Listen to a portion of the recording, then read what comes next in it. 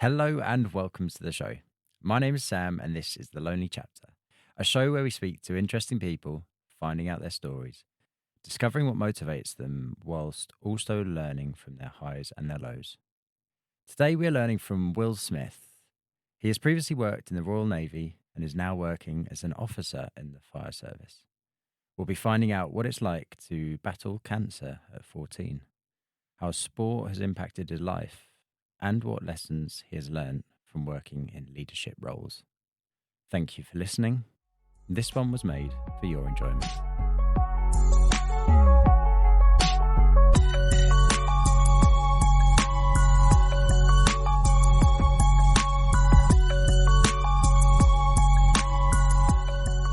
Childhood for some people can be a difficult time. You're learning how the world works, learning to interact with others, and unfortunately, sometimes parents or carers can also add to those pressures of growing up. In your case, though, it's a little bit different to most. Can you tell me a bit more about what you endured throughout those years? Yeah, absolutely. So when I was 14, I went to my doctor's, my GP, and I had a small lump behind my ear. And they initially put it down to being like a viral infection. So he said if it hasn't gone within 2 weeks, come back. So 2 weeks later, went back, still lump behind my ear. And he's like, oh, I'm pretty sure it's just a lingering viral infection. So down the months, a few months down the line, I think it was 6 months later, I had a pain in my elbow, and I went back to the GP, and he sent me to A&E saying, I think you've done your muscles. So A&E said, yeah, you've ripped the muscle from your bone. Let's put you in a cast for 2 weeks, see how you go on. So I had a full arm cast from my fingers to my shoulder for 2 weeks, went back again. I said, how's it feeling? So it's still sore. So I had another cast for another 2 weeks, and went back again. They said, how's it feeling? I was like, it's still sore.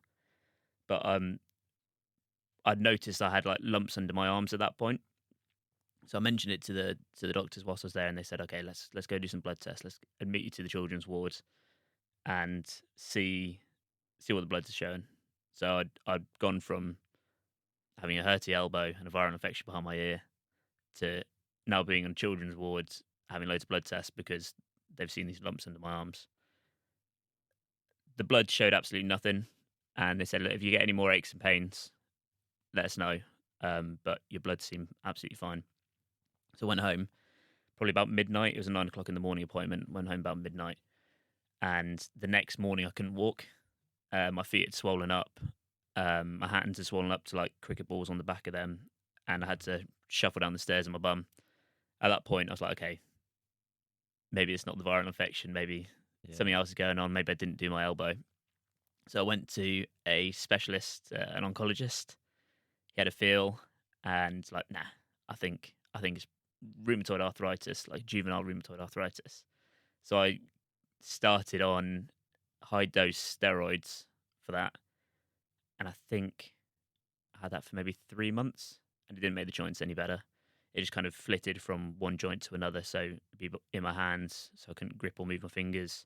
It'd be in my feet, so I couldn't walk. It'd be in my hips. It went to all sorts of different joints, but the steroids didn't touch it. I put on loads of weight. I was eating loads, had insomnia because of the steroids. And then I came up with all these blotches all over my chest, my arms and my legs. They're probably the size of your thumbnail.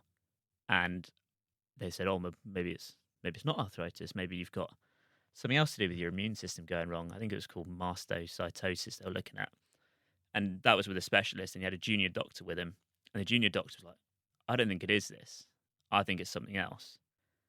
And the specialist was like, no, I think you're wrong. Like, pipe down. What would you know? Yeah. He's like, no, I think it might be something else.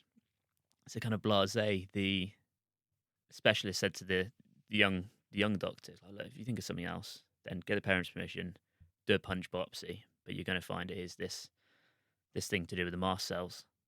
So there and then we went back to a back room. It was still a hospital. It was a treatment room.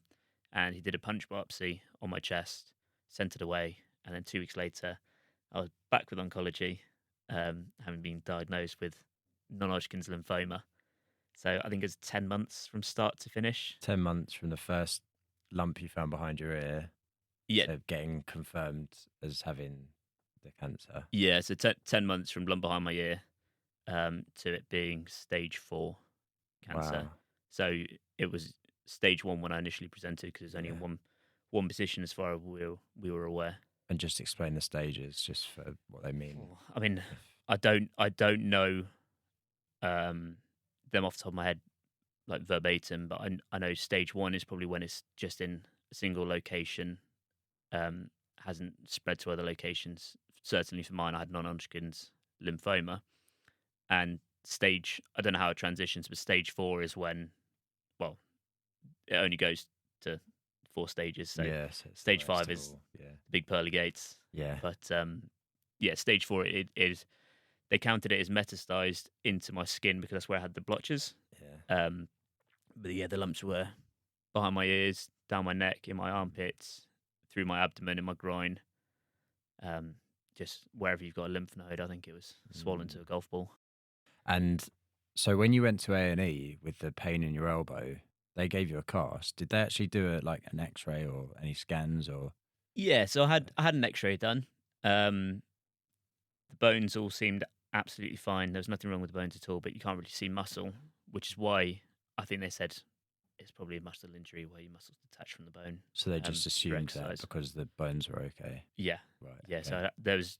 I don't think I had any sort of scan until I'd already been diagnosed with cancer.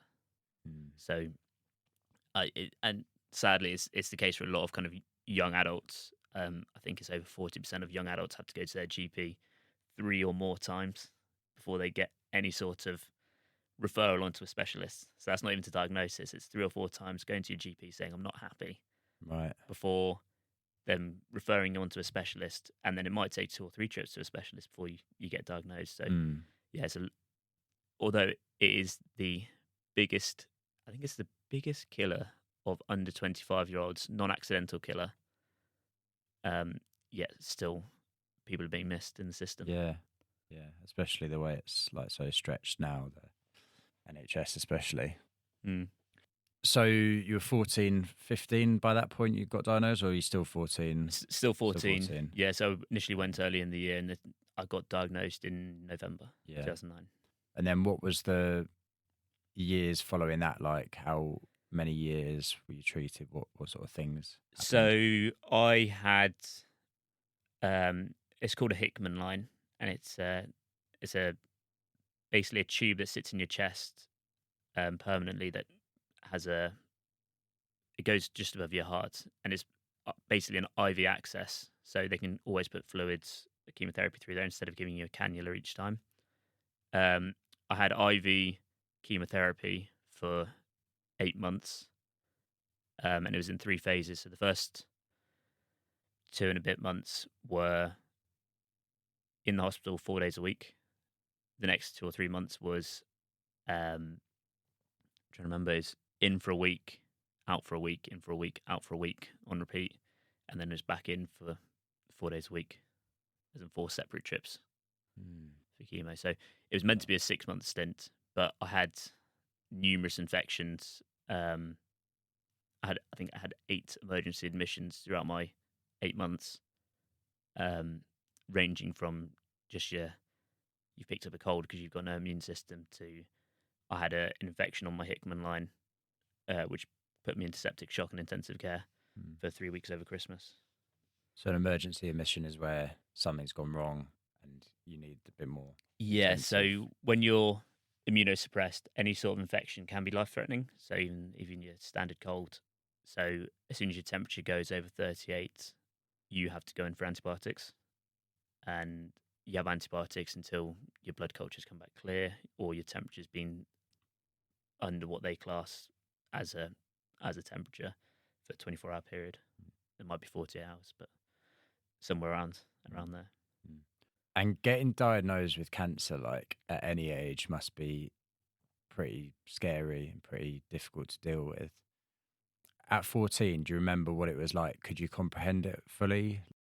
I could. It was a strange one for me because I had such a a long period being misdiagnosed from going to different hospital appointments every week, to different specialists all over the place.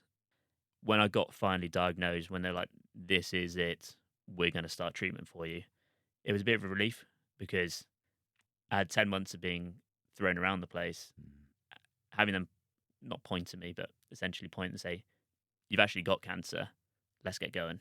Mm. It it was a relief in the sense of they finally know what it is, but then you do have that dawning on you where it is cancer. It's the adverts you always see on TV. It's the people you see with no hair. It's the funerals you see mainly older people go to. I didn't even realize young people could get cancer. Mm. It never crosses your mind Yeah. until you know someone. So it was a relief, but it was also kind of a new. It was a new journey. It was a new chapter. So I'd put all the misdiagnosis behind me. It's just let's get through the next couple of years Mm. and see how we go. So that first, it was 8 months, you said, of treatment. You were lined up. Mhm. And then beyond that, what followed that bit? So beyond that, I had my Hickman line removed, and then it was tablets for about a year and a half, which took me to the 2 year date Yeah. to the day. And there was a range of tablets I had, and it'd be a minimum 3 a day. And then I think it was a Thursday, I'd have to have 21, and then it would Wow. be 3 a day for the rest of it. And on top of the chemo drugs, you then had 21 tablets. a 21 day. tablets, yeah. Wow. So it would be all at the same time, so all in the evening. So I used to have like a little medicine shot glass Yeah. and shoot them all at the same time with a little chaser. Wow. But so it'd be 21 on Thursdays, and then I think it was 2 or 3 for the rest of the time, and then you had to take additional drugs on top of that to protect your stomach because you're on chemotherapy drugs for 18 months. Mm. So you end up taking everything. Yeah. Did you find that those and that all the treatment had an effect on you? Like, was there side effects of that? Yeah, I think the obvious side effect is always going to be losing your hair. That's the one that everyone's going to see. You walk down the street, and yeah, you might have people with short hair, but it's when you lose your eyebrows, your eyelashes, is the obvious side effect. Like I was told I'm meant to lose it in the first 2 weeks of chemo. I ended up losing it in the last 2 weeks of chemo. Oh, really? So I had held on to like really straggly hair for 8 months, and then it just disappeared in the last 2 weeks, just when I'm finishing. But then you do get other side effects. A lot of mine didn't appear till after I'd finished my IV block, my 8 month block. And whilst they're probably there, you don't know they're there until you can start going back to a normal, if you can put it that, a normal life. I really struggled with education following chemo. I was still in education during, but following, I left school. I didn't do my A levels. I went to a college, but I had zero concentration at all. And I went to a mental health rehabilitation center, Right. Okay. and I was one of very, very, very few young people that had gone for this. And they call it chemo brain, and it started being reported in women in recovery from breast cancer. And they think that's the case because women are going to be a lot more open about what they're feeling, how their recovery is going. More likely to talk You're about more it. likely to talk about it, Right. yeah, absolutely. Whereas men historically just accept it. Yeah. Like especially it's changed now, 15 but years ago. let's just see what happens. Yeah, and thankfully now it is changing, and thankfully now it's kind of being recognised in young people. But at the time, they didn't have any sort of documentation for it, any kind of paperwork, booklets, pamphlets. And I remember going for my first appointment, doing a load of exams, but the exams were for people with dementia. They're testing for like people with dementia, and I passed that. And then I tested for something else, and ended up leaving with a pamphlet. And I so distinctly remember the headline for it. It was, "So you've had a major head injury. What's next?" I thought, well, I haven't, but I guess they're going to treat me like I have. Yeah. So it was like one treatment for all. Well, Just like cram you yeah, in. yeah. I think because it was so unrecognised at the Yeah. time. And I think that's the thing with kind of cancer and all sorts of hospital treatments is so evolving all the time at a really fast pace, which is fantastic for people. Like people that are going through it now are still having a really horrible time, but it is changing. Mm. And so you beat it after 2 years of treatment. Essentially, you got the all clear. Yeah. So they never they never say you're cured, or Yeah. certainly they didn't say it to me. They put you into remission. Yeah. So you have a scan. It's well, I had a scan. It wasn't anywhere in my body, or they couldn't see any lumps and bumps, or I had no symptoms either. I had no more aches and pains, so I got classed as being in remission. And I think that came slightly before the 2 years, but you continue with that maintenance block of chemotherapy just to purge the system, To make sure. essentially. Yeah. Fair. Um, How did that feel? That we're getting I, categorized into that remission. I felt lost. This had been nearly 3 years of my life at that point, and like you said earlier, they were kind of almost my foundation years, like the years where I should have been growing, but I spent 3 years in and out of hospital. Mm. So I didn't really know what I should be doing. Like what I've missed all the kind of like young romances, or the going out in the summer and playing with your mates, or the normal Christmas where well, I say normal. My family used to go to the pub Christmas Day, but can't go to the pub because everyone's got a bug. So you miss a lot of stuff playing with your mates. You miss your GCSEs. I did my GCSEs at my kitchen table, and I did 7 of them instead of I don't even know how many you meant to take now, like the standard.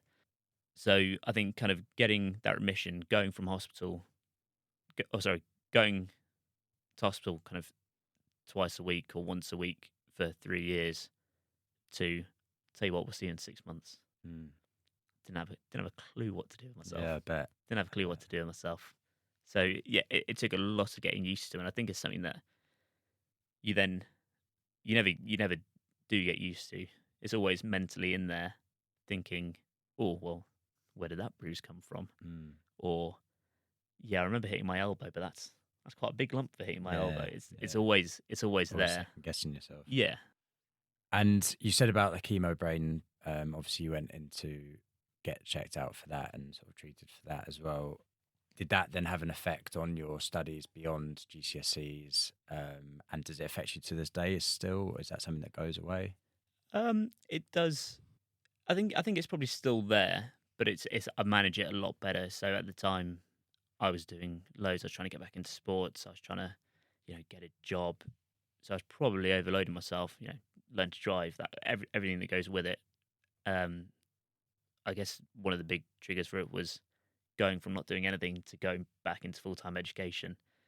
It took a while. So I think it does still come up a little bit now, but I know how to recognize it. I know that I need sufficient sleep. I know I need sufficient exercise to keep it going. But at the time when it was kind of all fresh, when I just finished treatment, I didn't like school. I don't think, well, I say I don't think many people do, but I struggled sitting down in one place and concentrating. And a lot of people said it was kind of similar symptoms to your ADHD, except I didn't have the H. I wasn't hyperactive at all. I was not focusing. I needed to fiddle with my hands. I needed to do anything but what I was in the room to do. And it even presented itself when I remember driving my mum somewhere, and we're having a chat, and I forgot where I was going with the conversation. And then I was trying to think about where I was going with the conversation, and then I forgot where I was driving to. So I'd be in the car driving down the road. Where are we going? Like, why are we in the car? Like, what's the purpose? Where's the journey to? Are we going shopping, or are we just going out for a coffee? Like, that's how it would present. So yeah, I think when that happened, I went to college. I did a vocational course for a year. Realised I was even struggling with that, so I went and worked for a year on a farm, not too far from where I lived at the time. And I think that probably was the reset I needed. Kind of quite a lot of graft, a lot of me time, a lot of working with other people, and learning it fully on the job. And yeah, like I said, that was the reset I needed to maybe go back into a bit more formal education, Mm. um, or finding a job that was slightly separate from farming but had still had similar qualities. Yeah. Yeah, I think that's interesting for me because you hear about cancer and you sort of know about chemo. You don't really think about the after effects of it. You hear someone's in remission and you think that's it. But obviously, these like the chemo brain things are like a new thing to me. I just didn't realize that was something that happened.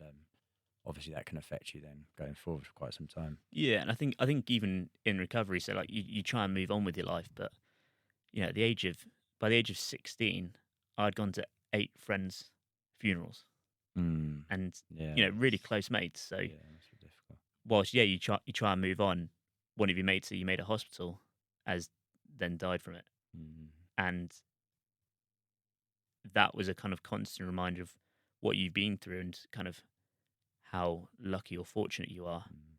when you've kind of recovered from that. But then you're still having to go to funerals, for years. Like from you've come out of treatment with someone, you're both in remission, and then they relapse, and you have to deal with that, and kind of you're always thrown back into that world when you're then trying to support your friends again. So you've come out the other side. You worked on the farm, and you said that was like your reset going forward. So you joined the Royal Fleet Auxiliary Yep, um, at what age? I was 19 when I joined. 19. Okay, so it's a few years after. What appealed to you about that? And just tell us a bit more about what that was like for you going into that. Yeah, so I'd always enjoyed being near the water, which is unusual because I come from the Midlands, as far as away as you can get from any sort of sea life. I'd always enjoyed being near water. My grandfather was in the Royal Navy, and he lived in Plymouth, or just outside Plymouth. And I remember going to visit him, and he'd have his telescope and would be pointing out to sea, and he'd be able to name every single ship that was coming in. Mm. So we saw submarines, frigates, destroyers, and the passion that he had from it, I'd always loved, and the stories he would tell. Um, the artifact isn't the right word, but some of the stuff he had brought back from different places around the world, Mm. brought back off the ship, things he'd made on the ship. I've got it. I've got it all now. Like he's Yeah. passed away, but I've got it all. And the passion that he had for that, I wanted myself. And I think kind of wanting to work on the water. At the time, I didn't necessarily want to be, a skipper doing the flotilla holidays. I wanted to be a part of something bigger, a part Mm. of something to do with almost giving back a bit for your Yeah, yeah, country. yeah, And I think you one of your last guests mentioned the same thing. Like he wanted yeah. to be a part of something, and I wanted the same. And it seemed like the right thing. Like I had outdoors, I had teamwork, and I had purpose, which is everything that I was after following treatment, I guess. Mm. So it seemed like a fairly obvious decision, and maybe I would have gone into the Royal Navy, but I chose the Royal Fleet Auxiliary. I didn't have any A levels, Okay. and I knew I wanted to go in as an officer. So I went in and passed my interview boards and all the kind of pre checks, and went to Dartmouth to do my 12 weeks training. Yeah. So you got in for officer training at Dartmouth. What's that like? So it's 11 or 12 weeks, and they call it initial officer training, and it's a period that's made up for the Royal Fleet Auxiliary officers in training, and you do it's basically trying to see so you can learn how you tick, learn how much you can do. So it is Roland, isn't it? You're Roland, asking? yeah, Yeah. yeah, So the army Roland officer, yeah. mentioned they exhaust you, and they do, and they do it really, really well. So a lot of the training you do with the Royal Navy officer candidates, and you go out into Dartmoor for a week and have very little sleep, very, very wet, very cold, um, and you get beasted. You're going on runs. They'll wake you up at 3 in the morning and make you sit in a river Mm. because you're Why kind of wouldn't building you? your character. Yeah, Yeah. why not? Um, and it was amazing. I loved every minute of it. So there's 2 weeks you do on Dartmoor, um, and then you kind of go back and learn how to lead, I guess, and learn the best ways that you can get more from people. Mm. So that was my officer training. That was kind of learn what the Royal Fleet Auxiliary is about, what the Navy is about, because they work hand in hand. And then I went to do my civilian qualifications up in Fleetwood. Okay. And how's that different? Apart from location, you've gone from probably one of the most expensive places in the world to what is a fishing town, or used to be a fishing town. The college there was fantastic. The facilities I had were fantastic, um, and that was probably my first proper introduction into full time education role again. I was working with kind of multinational candidates, working for oil tanker companies, working for cruise ships, and yeah, it was full on for I think probably 6 months until I got my sea posting. Um, but it was great to be back in that education world again and being worked and making my brain work again. And yeah, really, really rewarding. And you served for just over 2 years, is that right? Yeah, just over two. Yeah. So, what was your time in serving like, and what sort of made you reconsider if it was something you wanted to do for the rest of your life? Or I had my 20th birthday. I was in the Middle East, and I had an amazing time. We were all over the place doing kind of like mine countermeasures. The ship I was working on was the mothership for all the mine warfare ships and the minesweepers in the area. So we worked with the Americans, the French, the British, and it was fantastic. And I don't think very many 19 when I joined the ship, 20 when I left, 20-year-olds would have that opportunity to work with all sorts of different people. And it was amazing. And I did genuinely love every minute of it. And I extended my time on the ship just to kind of keep it rolling. So I ended up doing about 6 months, 6 months on board, and yeah, it was incredible. Like, the things I got to see, places I got to visit, it was amazing. And then I went back to Fleetwood to carry on with my studies to gain the qualification. Yeah, like you said, it is something that most people do for a longer period of time. Um, and there's a mixture of reasons why I left. Like, I loved it. I loved the visiting. Well, I love the touring the world essentially and being paid for it. Um, but I'd always known from a very young age I wanted a family, and during my time kind of on the ships or in training, I had a couple of more friends die, so I had to go to their funerals, and it made me realise, and I think I probably already knew it, but life is really short, and I know I want a family. I know I'm going to want kids, and I wouldn't want to be missing out on the formative parts of their years and even my years by being out at sea. Because for 6 months as well, yeah, it's a long time, isn't it? yeah, and I think normally they do 4 months on, 3 months off, but even 4 months, you expect to go home and everything be exactly the same, but life moves on without you. Yeah. And I feel like you leave a child at home and you might come back and they're walking or they can speak And I again. bet those 3 months with them feel so fast and would just fly by as well. Yeah, So absolutely. So, and like, hats off to anyone that does it. I really do admire you, but I always knew it wasn't something that I would like to do. And I think there was that realization, but also, and I know I said to you before, I wasn't necessarily going to delve into it too much because I'd become so comfortable and I'd thrown myself into a new educational role, a new job, well, a new career.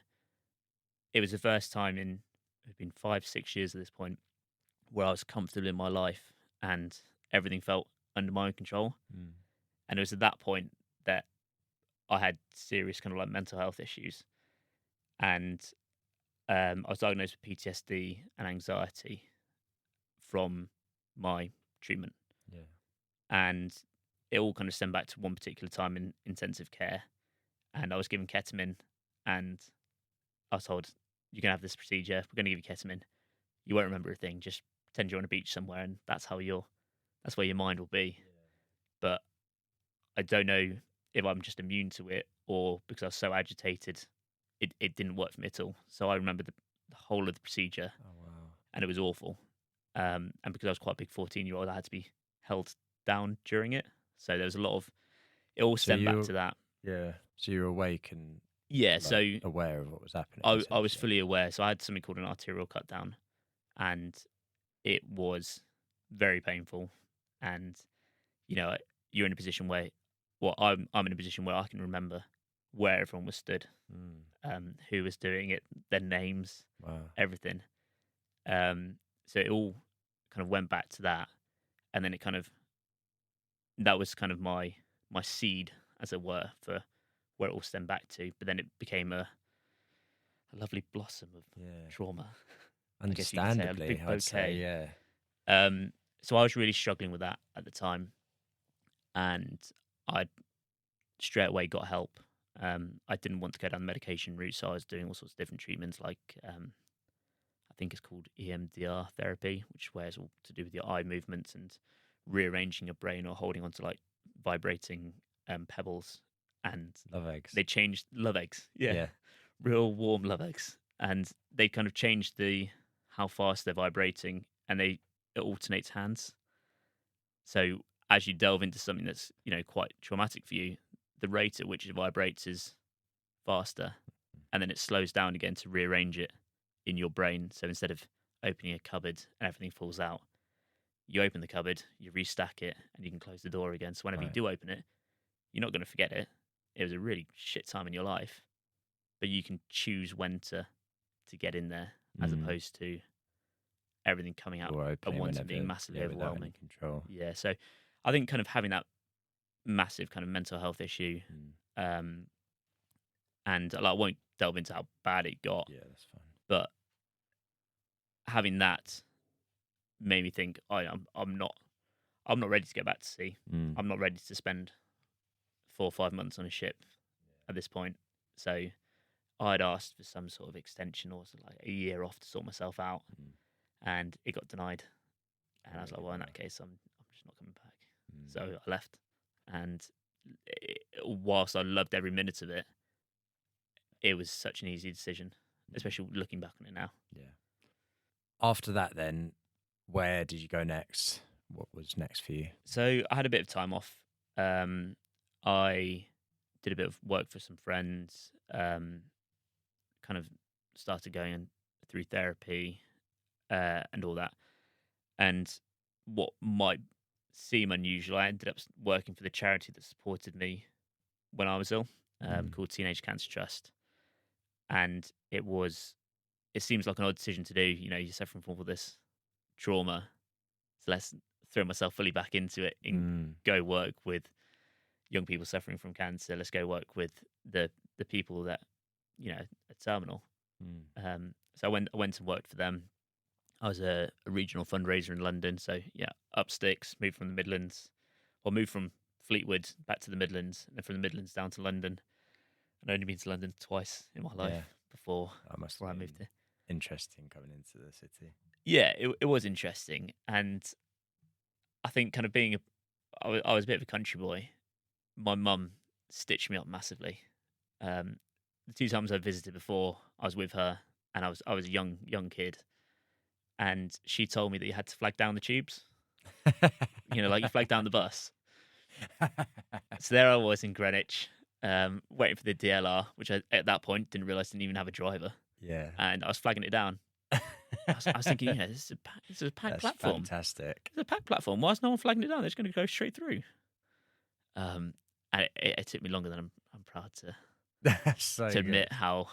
Yeah, I'm not proud to admit how long it took for me to realise. She came back as what, like a 22 or 21, 22-year-old? Yeah, And you're still flagging trains down? Yeah. Yeah, 100%. That's so good. Not even trains.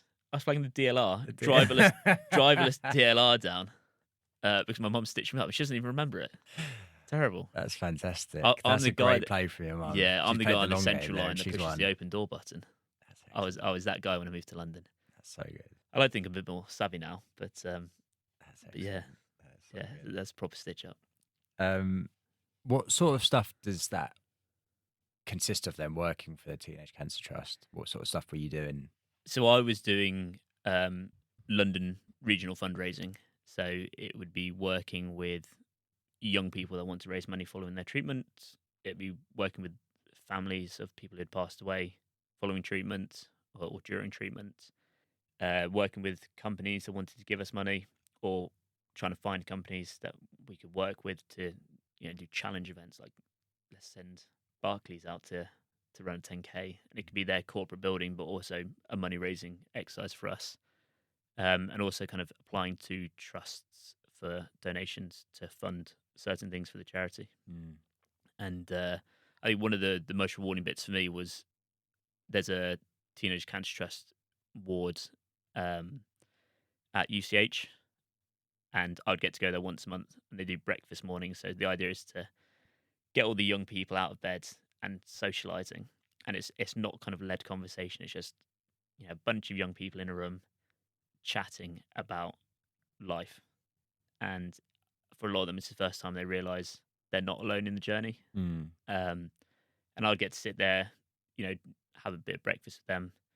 If they wanted to ask me questions, they could. I wouldn't always let on that I used to be in their situation or in their Yeah. position. But if it came up, I would. Yeah. And I think it went down, really well, because it was so rewarding for me. But I think they also enjoyed seeing that, there is light at the end of the tunnel. There is this guy that was just out in the Middle East. There was this guy that, does all these random courses and that gets to come and work in a hospital and raise money for the charity that's currently helping them. So massively rewarding. Good, yeah. Massively rewarding. Yeah, I think working for charities is something that everyone should do, whether it's in a paid position or volunteering. I think just even if it's not for a long time, just to feel that reward that you talk about, I think helping other people is fantastic. So you went from that into the fire service. I don't know if it was directly, but what appealed to you about that? Then going back into sort of a service. Yeah, so during my time at Teenage Cancer Trust, I'd sorted my headspace out. I'd had the therapy. I'd got everything back under control. And whilst I absolutely loved working for the charity and how rewarding it wasn't my calling, or it wasn't where my true passion was. So, I loved working with young people, but I'm terrible at sitting down in an office without any kind of scope of getting outdoors.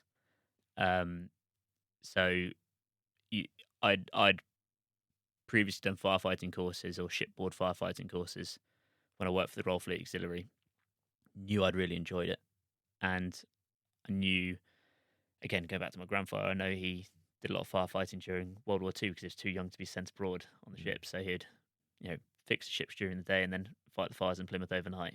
So I think knowing what the fire brigade would be like, again, you've got the teamwork, you've got every day is different. You've got some, a bit of action, you've got the adrenaline. That's what I was after. I was one of the fortunate ones. I applied and got in first time. So it's a 6-month process, but I went straight from Teenage Cancer Trust, had a weekend off, and then started training on the Monday, and never looked back. Awesome. And you work in an officer role now within the fire service, and obviously previously with the Royal Fleet Auxiliary as well. How did you find, and how do you find, being a younger leader? As I suppose most people in leadership roles may be a bit older. Has that had any downsides? Have people treated you any different for it? I think going into an officer role with the fire brigade, I found a lot easier because of my time with the Royal Fleet Auxiliary. People are always a lot more accepting in person than you build up in your brain. You've gone into a role, and most of the time you've got that job for a reason. You've been assessed to work that role. As in the fire brigade, you've got to go on courses before you can even apply to be in that role. So, you can do the job. You've had a week practicing it at a college. So when you do step into that role, there's always going to be a couple of people like, oh, you're too young or you're too inexperienced. But the vast, vast majority of people, certainly where where we are, they're very accepting of it, and they realise the kind of responsibility that you've taken on, and they're all really good at their jobs. Mm. And so long as you admit to them, and I think it's probably a healthy way to be in any job, that you don't know everything. That's what really matters. Know your limitations. If I'm struggling with something or haven't quite got it in my head, I'll say, "What do you think to this?" Mm. And I think that goes a long way, because you're not. Well, yeah, you are technically the leader in the situation.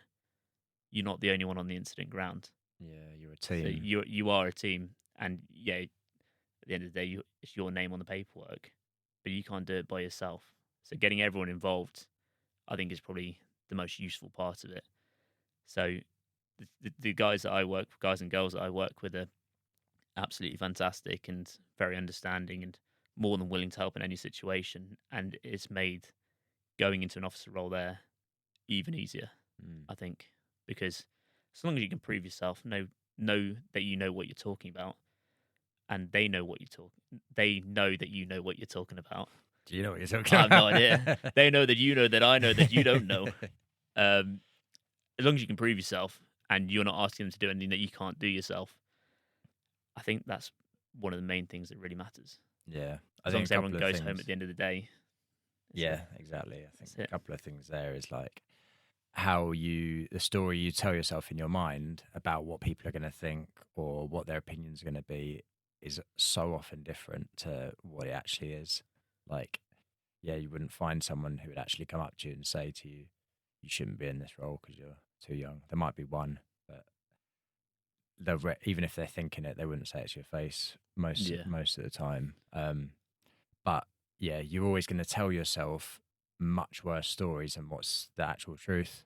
And also, yeah, I think, like you said about that teamwork, working with people who have done it for a longer time, even you've got that experience, then why not use it?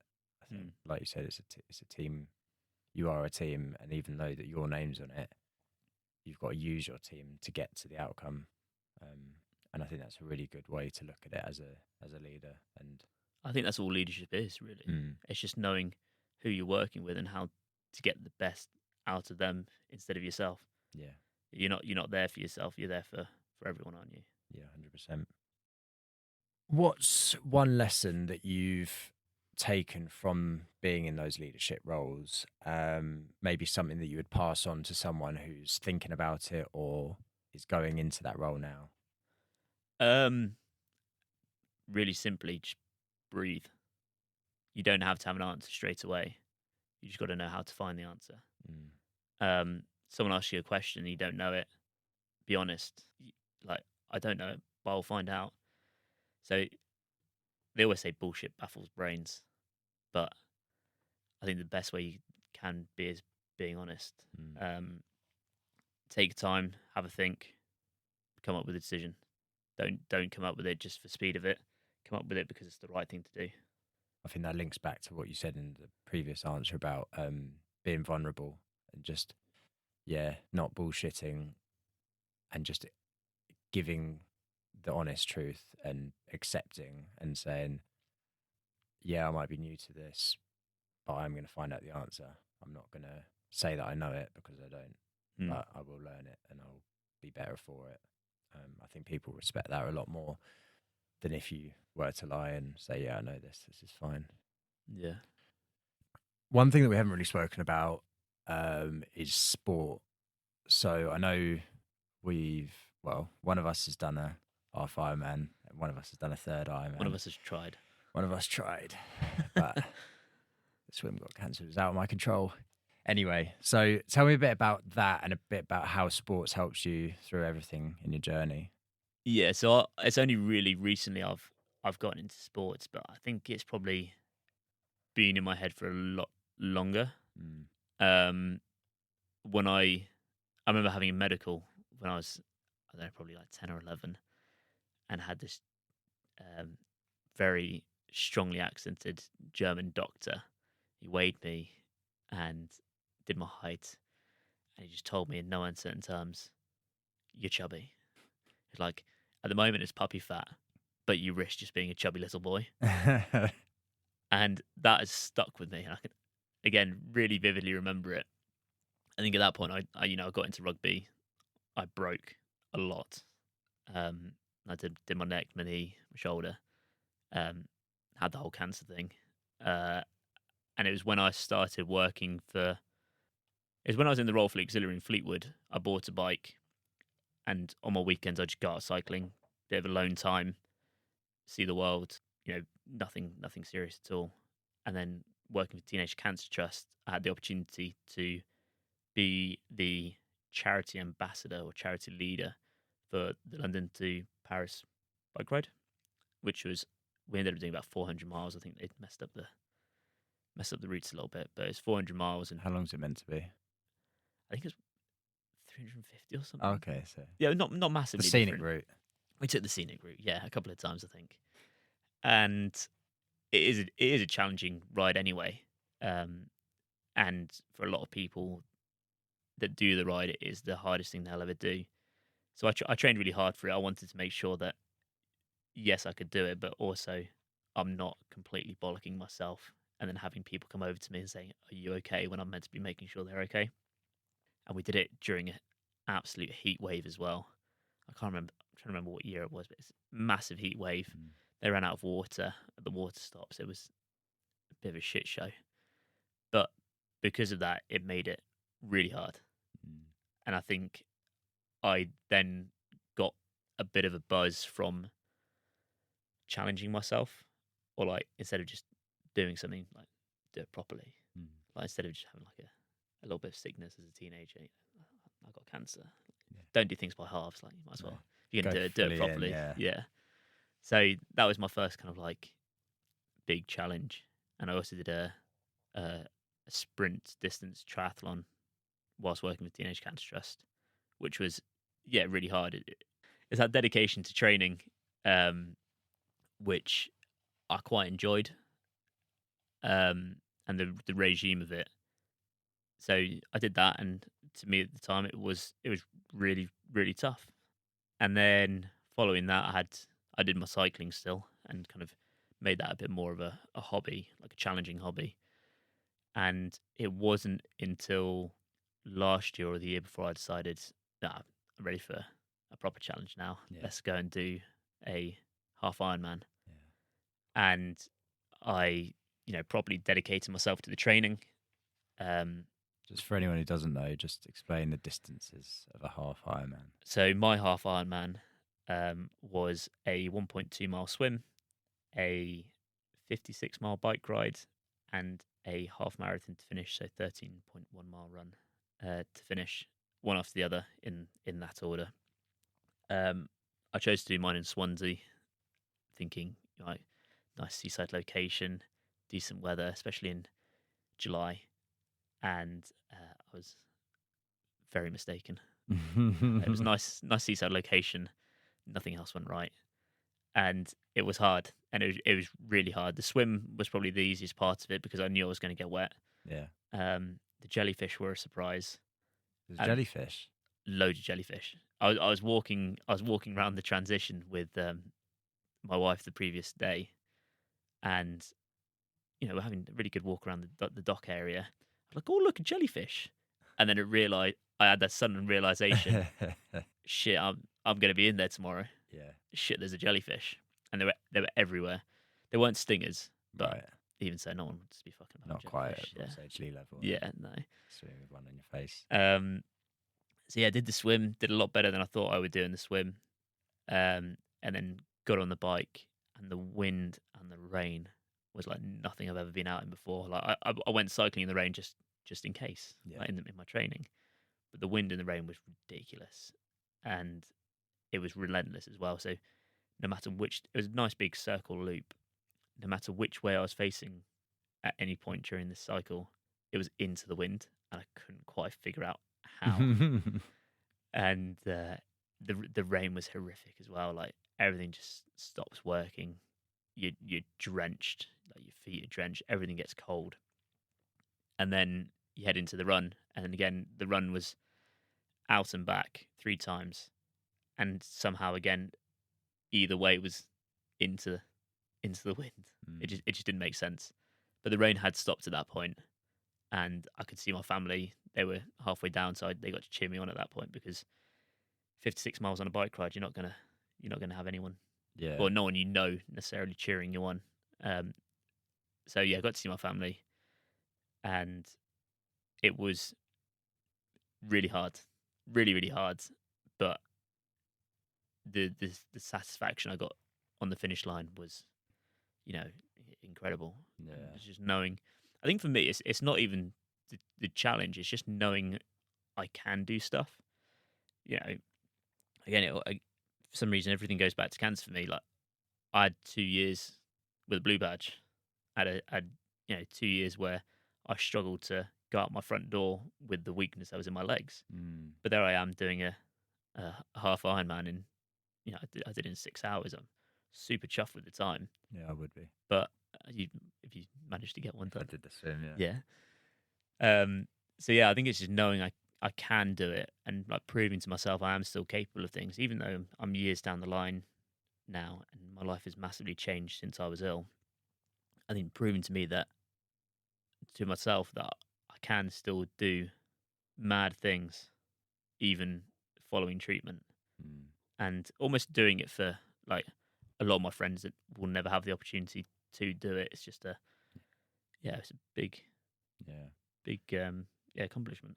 Yeah. I think it's like building yourself like a list of evidence. Yeah. Like you're building that list of evidence, and you can look back at it and say, yeah, I can do that, rather than just thinking about doing something. I think every challenge in life gives you that. It just adds to that list of evidence that you can do hard things. Yeah, I definitely. think that's quite nice. Definitely. So yeah, I mean, that was probably the hardest thing I'll ever do, but we'll see. We'll see what's next. Yeah. What is next? I don't know yet. I always sign up for the ballot for the marathon, but I would really like to get the London Classics medal, which is the 100-mile bike ride London Marathon, and then swim the Serpentine, which is 2 miles. Right. So I'd really like that, mainly because it's just a really cool medal. Yeah. So maybe the marathon. Okay. Maybe. Good. I look We'll forward see. to it. We'll see. Have you on the cheer point? Yeah, I'll be there. So I think that's quite a nice place to end there today. Thank you for talking so openly about your experience throughout what your journey and what it's been through and what it's been like for you. I really appreciate that. Do you have any social medias yourself or any others that you want to talk about? Yeah, so I'm not going to plug myself because my social media is incredibly boring. But Don't put yourself down. a couple of the charities I would say is to give a follow, or just to see what they're up to, is Young Lives versus Cancer, who support kind of children and young adults through cancer. Teenage Cancer Trust used to work for them. They do amazing things, and always looking for more funding since they don't get anything from the government. And also Ellen MacArthur Cancer Trust, they do incredible things for children and young people and young adults following treatment, to kind of rebuild their lives and confidence through kind of unusual ways, but it's usually on a boat or water based. So definitely give them a follow. Sounds good. Sounds like 3 good places to go. Yeah, three charities that definitely did a lot for me. Yeah, and fundraising is so important for charities. Like you said, there's not funding for it, so every little bit of donation helps. So just do what you can. Okay, and if you want to keep up to date with the podcast, you can follow us on Instagram at Lonely Chapter Podcast. And lastly, from me, thank you for listening.